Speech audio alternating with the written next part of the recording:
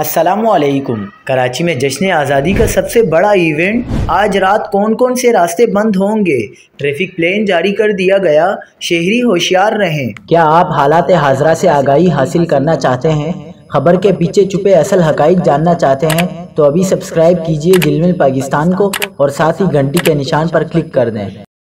आपको बताते चलें कि कराची में जश्न आज़ादी और मार्का हक की खुशी में नेशनल स्टेडियम में आज रात म्यूजिकल नाइट का इनेकाद किया जा रहा है। ट्रैफिक पुलिस ने इस मौके पर खुसूसी ट्रैफिक प्लान और पार्किंग के इंतजामात की तफसीलात जारी कर दी हैं। तकरीब में आने वाले शहरी एक्सपो सेंटर और चाइना ग्राउंड में पार्किंग कर सकेंगे, जबकि उन्हें शटल सर्विस के जरिए नेशनल स्टेडियम पहुंचाया जाएगा। ट्रैफिक पुलिस ने शहरियों से कहा है कि नेशनल स्टेडियम और सरशाह सुलेमान रोड पर मुतवक्किल ट्रैफिक के दबाव से बचने के लिए मुतबादिल रास्ते इख्तियार करें।